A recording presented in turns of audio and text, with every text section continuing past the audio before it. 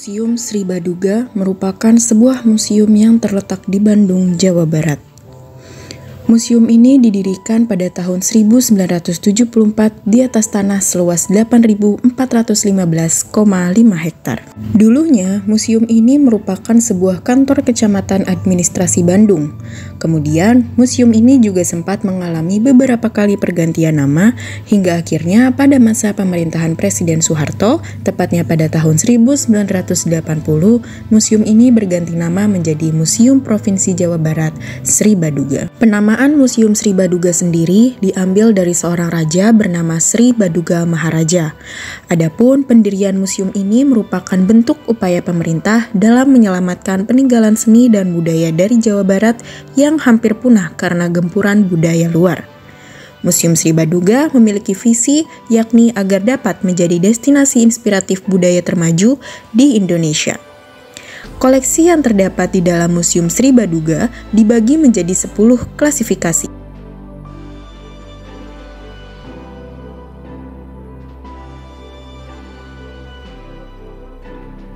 Yakni, pertama, geologika, di mana dalam museum ini kita dapat melihat berbagai jenis batuan dan benda alam lainnya. 2. Biologika. Dalam museum ini kita akan melihat berbagai rangka manusia, hewan, hingga tumbuhan. Bahkan di dalam museum ini juga kita dapat melihat fosil kerangka manusia yang ditemukan di dalam sebuah gua.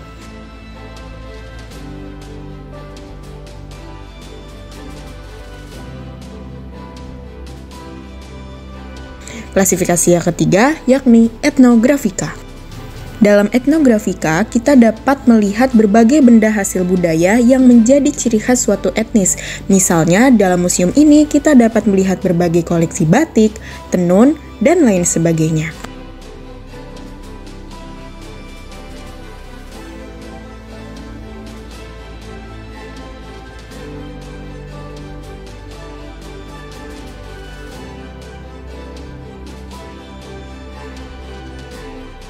Klasifikasi yang keempat yakni arkeologika, di mana dalam museum ini kita dapat melihat berbagai benda-benda yang digunakan oleh manusia sejak zaman prasejarah. Misalnya, kita dapat melihat berbagai jenis peralatan rumah tangga, peralatan berjualan, memancing, dan lain-lainnya yang sering digunakan pada zaman dahulu, sehingga kita dapat mengetahui bagaimana manusia zaman dulu dapat hidup dan beraktivitas. Koleksi yang kelima adalah klasifikasi historika yang memiliki nilai sejarah.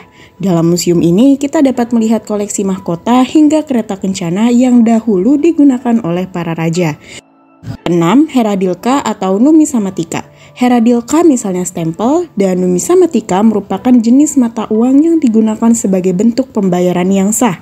Di Museum Sri Baduga, kita dapat melihat perkembangan mata uang sejak zaman kerajaan Hindu-Buddha, zaman kerajaan Islam, masa penjajahan, hingga uang yang saat ini kita gunakan. Klasifikasi yang ketujuh adalah filologika atau naskah kuno. Misalnya, dalam museum ini kita dapat melihat berbagai koleksi Al-Quran, prasasti, dan lainnya. Klasifikasi selanjutnya adalah keramologika yang menampilkan berbagai jenis koleksi pecah belah yang terbuat dari tanah liat. Klasifikasi yang 9 adalah seni rupa berupa lukisan yang tersimpan di ruang khusus.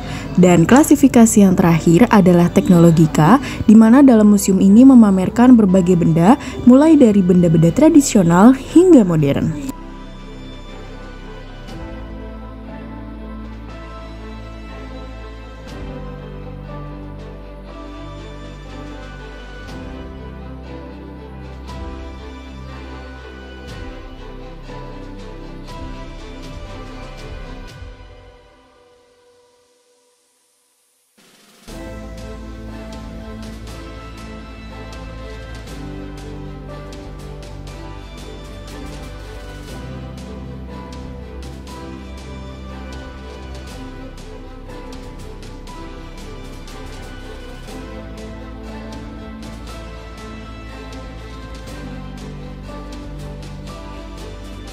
Kali ini kita akan mengenal lebih jauh mengenai salah satu peninggalan kebudayaan Jawa Barat yang lainnya, yakni Jambangan Bunga Kuningan atau saat ini sering kita jumpai dengan nama vas bunga.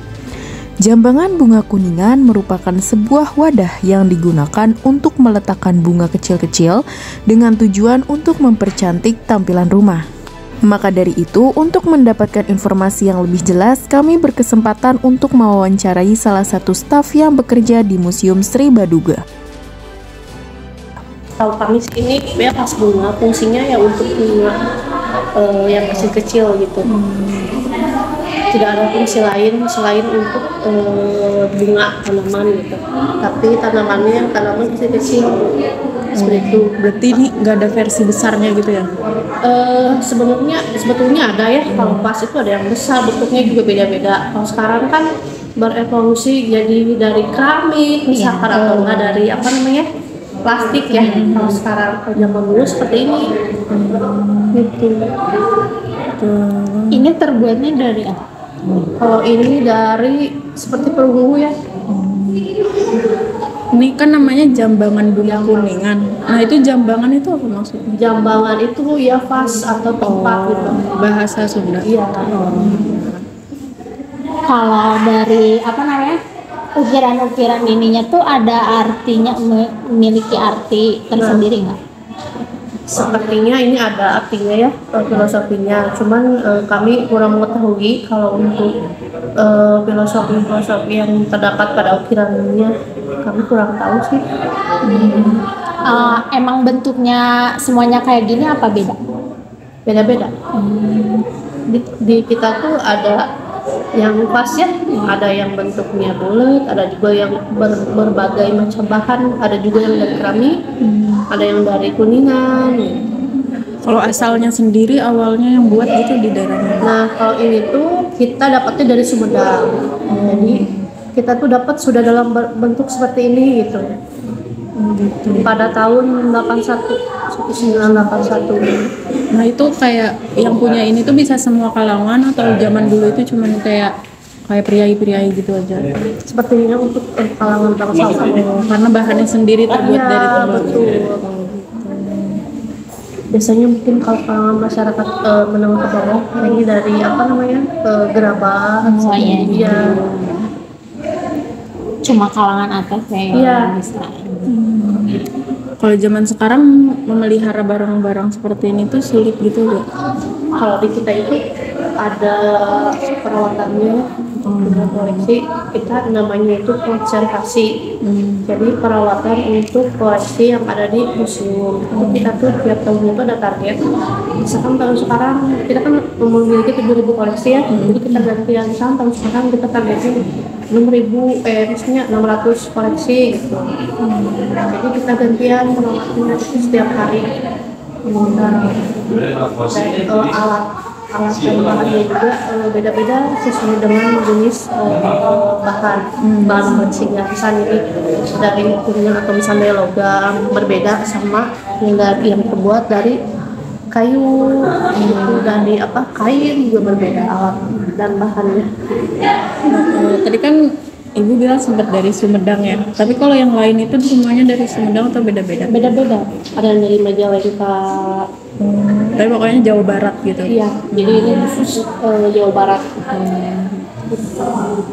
Kalau tiap daerahnya itu punya ciri khas masing-masing nggak dari si bentuk ini atau ukirannya? Iya, beda-beda sih. Ada yang bulat gitu, jadi ada yang berkak. Tapi itu nggak kayak ada maknanya gitu ukirannya? Kita kurang tahu kalau filosofinya kita kurang sampai. Itu kayak gitu. Seenaknya pengukirnya aja gitu. Kayaknya sih ada.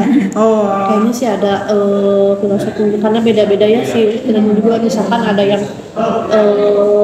ukirannya itu kayak naga misalkan beda-beda. Nah, kalau di sini kita lihat lagi ada di lantai berapa? Di gudang. Sebenarnya ada sih di masterpiece, tapi itu vasnya terbuat dari keramik.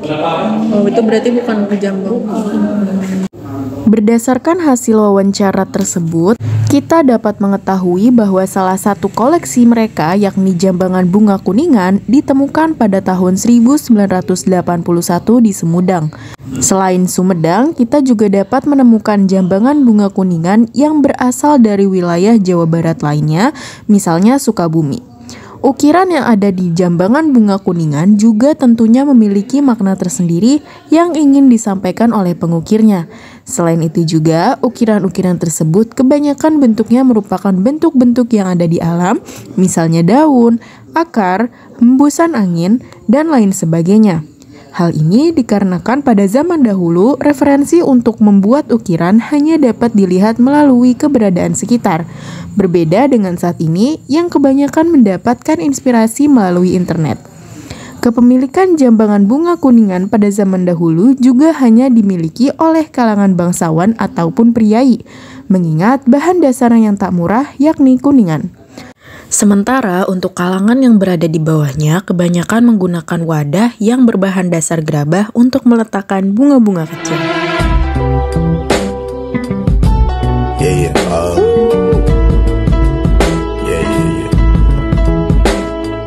That's the way every day goes.